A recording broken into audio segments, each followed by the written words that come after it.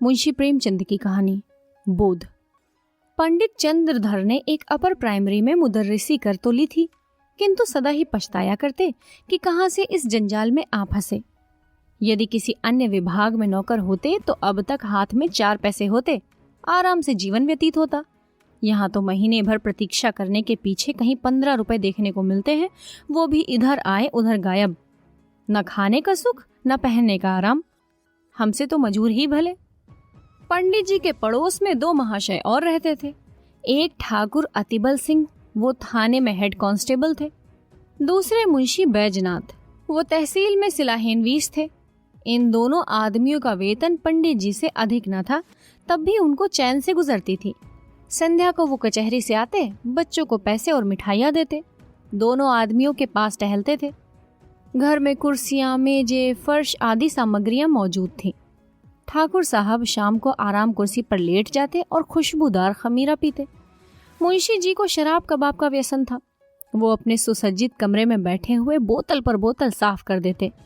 जब कुछ नशा होता तो हारमोनियम बजाते। सारे मोहल्ले में उनका रोबदाब था। उन दोनों महाशयों को आते जाते देख बनिए उठकर सलाम करते। उनके लिए बाजार में अलग भाव था। 4 पैसे की चीज टके मिलाते, लकड़ी ईंधन मुफ्त में मिलता। पंडित जी उनके ठाठ बाट देखकर कुढ़ते और अपने भागे को कोसते। वो लोग इतना भी न जानते थे कि पृथ्वी सूर्य का चक्कर लगाती है अथवा सूर्य पृथ्वी का। साधारण पहाड़ों का भी ज्ञान न था, जिस पर भी ईश्वर ने उन्हें इतनी प्रभुता दे रखी थी। ये लोग पंडित जी पर बड़ी कृपा रखते थे। कभी सेर आध सेर दूध भेज देते, कभी कभी थोड़ी सी तरकारियां। किंतु इनके बदले में पंडित जी को ठाकुर साहब के 2 और मुंशी जी के 3 लड़कों की निगरानी करनी पड़ती। ठाकुर साहब कहते, पंडित जी, ये लड़के हर घड़ी खेला करते हैं, जरा इनकी खबर लेते रहिए। मुंशी जी कहते, ये लड़के आवारा हुए जाते हैं, जरा इनका ख्याल रखिए। ये बातें बड़ी अनुग्रहपूर्ण रीति के साथ कही जाती थी, मानो पंडित जी उनके गुलाम हैं। पंडित जी को ये व्यवहार असह्य जान पड़ता था, किंतु इन लोगों को नाराज करने का साहस ना कर सकते थे। उनकी बदौलत कभी कभी दूध दही के दर्शन हो जाते, कभी अचार चटनी चख लेते। केवल इतना ही नहीं, बाजार से चीजें भी सस्ती लाते। इसलिए बेचारे इस अनीति को विष के घूंट के समान पीते। इस दुरावस्था से निकलने के लिए उन्होंने बड़े बड़े यत्न किए थे। प्रार्थना पत्र लिखे, अफसरों की खुशामदें की, पर आशा पूरी न हुई। अंत में हार कर बैठ रहे। हाँ, इतना था कि अपने काम में त्रुटि न होने देते। ठीक समय पर जाते, देर करके आते, मन लगाकर पढ़ाते। इससे उनके अफसर खुश थे। साल में कुछ इनाम देते और वेतन वृद्धि का जब कभी अवसर आता उनका विशेष ध्यान रखते। परंतु इस विभाग की वेतन वृद्धि ऊसर की खेती है, बड़े भाग से हाथ लगती है। बस्ती के लोग उनसे संतुष्ट थे। लड़कों की संख्या बढ़ गई थी और पाठशाला के लड़के भी उन पर जान देते थे। कोई उनके घर आकर पानी भर देता, कोई उनकी बकरी के लिए पत्तियां तोड़ लाता। पंडित जी इसी को बहुत समझते थे। एक बार सावन के महीने में मुंशी बैजनाथ और ठाकुर अतिबल सिंह ने श्री अयोध्या जी की यात्रा की सलाह की। दूर की यात्रा थी, हफ्तों पहले से तैयारियां होने लगी। बरसात के दिन सपरिवार जाने में अड़चन थी, किंतु स्त्रियां किसी भांति न मानती थी। अंत में विवश होकर दोनों महाशयों ने 1-1 सप्ताह की छुट्टी ली और अयोध्या जी चले। पंडित जी को भी साथ चलने के लिए बाध्य किया। मेले ठेले में एक फालतू आदमी से बड़े काम निकलते हैं। पंडित जी असमंजस में पड़े, परंतु जब उन लोगों ने उनका व्यय देना स्वीकार किया तो इनकार न कर सके और अयोध्या जी की यात्रा का ऐसा सुअवसर पाकर न रुक सके। बिल्हौर से 1 बजे रात को गाड़ी छूटती थी। ये लोग खा पीकर स्टेशन पर आ बैठे। जिस समय गाड़ी आई, चारों ओर भगदड़ सी पड़ गई। हजारों यात्री जा रहे थे। उस उतावली में मुंशी जी पहले निकल गए। पंडित जी और ठाकुर साहब एक साथ थे, एक कमरे में बैठे। इस आफत में कौन किसका रास्ता देखता है। गाड़ियों में जगह की बड़ी कमी थी, परंतु जिस कमरे में ठाकुर साहब थे उसमें केवल 4 मनुष्य थे। वो सब लेटे हुए थे। ठाकुर साहब चाहते थे कि वो उठ जाए तो जगह निकल आए। उन्होंने एक मनुष्य को डांट कर कहा, उठो बैठो जी, देखते नहीं हम लोग खड़े हैं। मुसाफिर लेटे लेटे बोला, क्यों बैठे जी, तुम्हारे बैठाने का ठेका लिया है क्या? हमने किराया नहीं दिया है।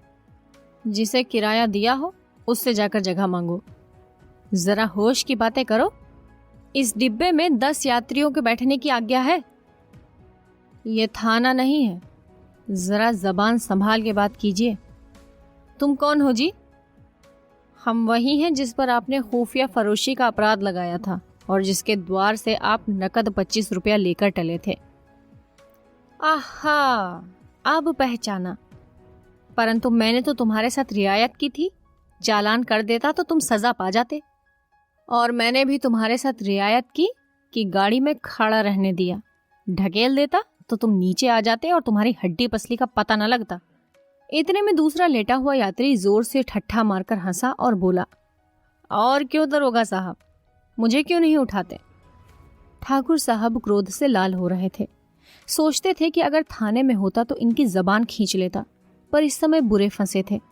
वो बलवान मनुष्य थे, पर ये दोनों मनुष्य भी हट्टे कट्टे दिखाई पड़ते थे।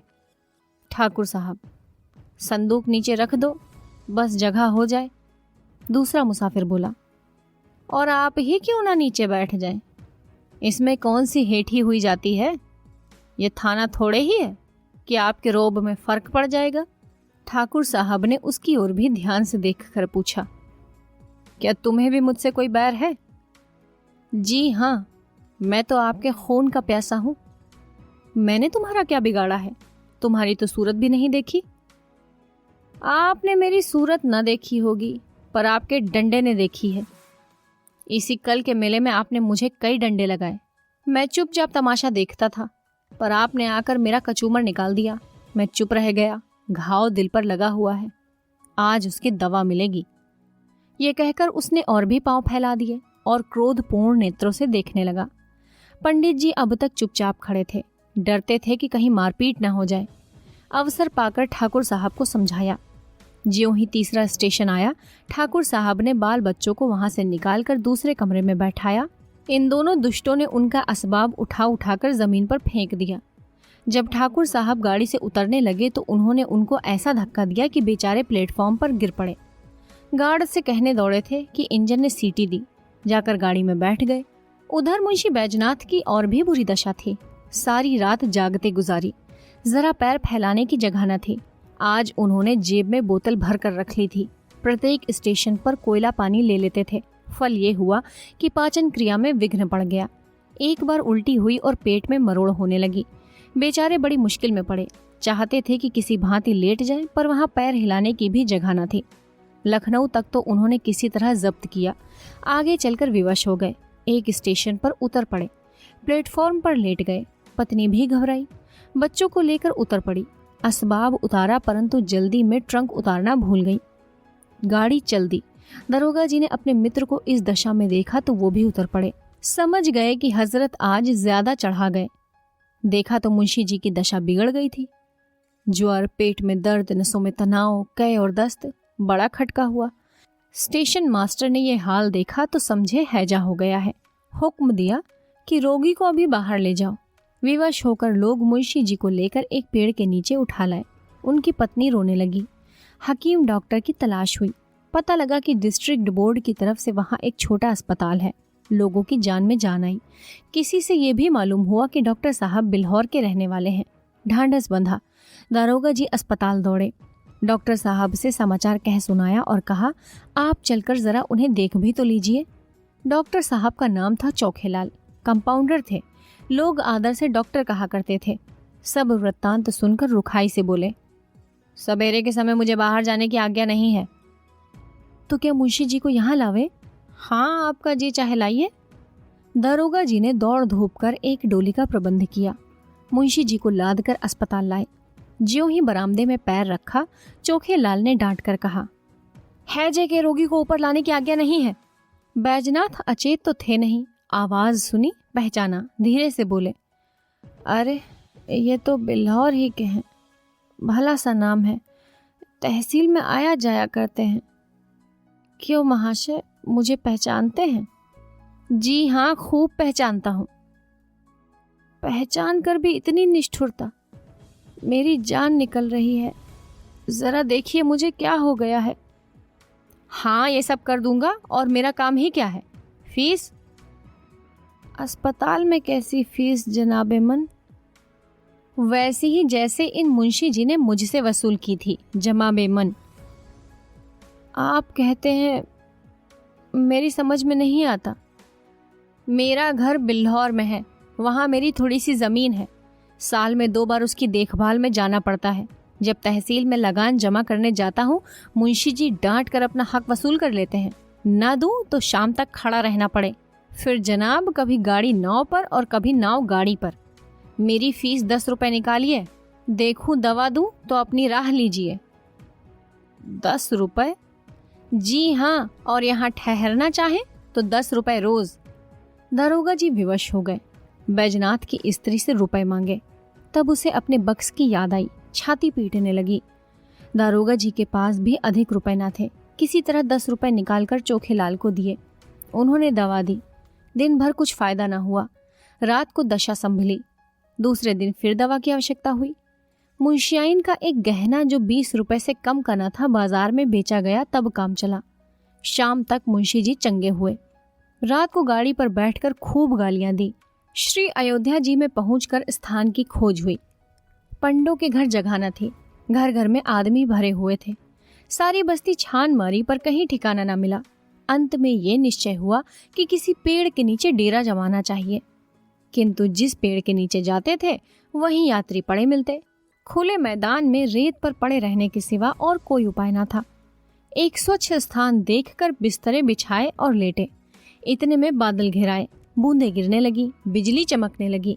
गरज से कान के पर्दे फटे जाते थे। लड़के रोते थे, स्त्रियों के कलेजे कांप रहे थे। अब यहाँ ठहरना दुस्सह था, पर जाएं कहाँ?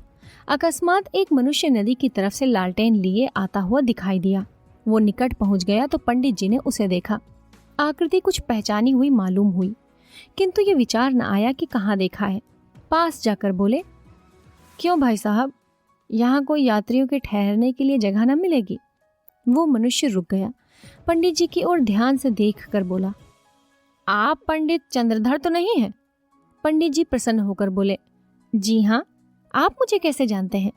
उस मनुष्य ने सादर पंडित जी के चरण छुए और बोला, मैं आपका पुराना शिष्य हूँ। मेरा नाम कृपाशंकर है। मेरे पिता कुछ समय बिल्हौर में डाक मुंशी रहे थे। उन्हीं दिनों में आपकी सेवा में पढ़ता था। पंडित जी की स्मृति जागी। बोले, ओहो, तुम ही हो कृपाशंकर। तब तो तुम दुबले पतले लड़के थे, कोई 8-9 साल हुए होंगे। जी हाँ, 9वां साल था। मैंने वहां से आकर एंट्रेंस पास किया। अब यहाँ म्युनिसिपैलिटी में नौकर हूँ। कहिए, आप तो अच्छी तरह से हैं। सौभाग्य था कि आपके दर्शन हो गए। मुझे भी तुमसे मिलकर बड़ा आनंद हुआ। तुम्हारे पिता अब कहाँ हैं? उनका देहांत हो गया। माता साथ है। आप यहाँ कब आए? आज ही आया हूँ। पंडों के घर जगह न मिली, विवश होकर यहीं रात काटने की ठहरी। बाल बच्चे भी साथ हैं? नहीं, मैं तो अकेले ही आया हूँ, पर मेरे साथ दरोगा जी और सियाहे नवीस साहब हैं। उनके बाल बच्चे भी साथ हैं। कुल कितने मनुष्य होंगे?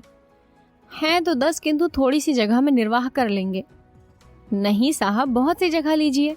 मेरा बड़ा मकान खाली पड़ा है। चलिए आराम से 1-2-3 दिन रहिए। मेरा परम सौभाग्य है कि आपकी कुछ सेवा करने का अवसर मिला।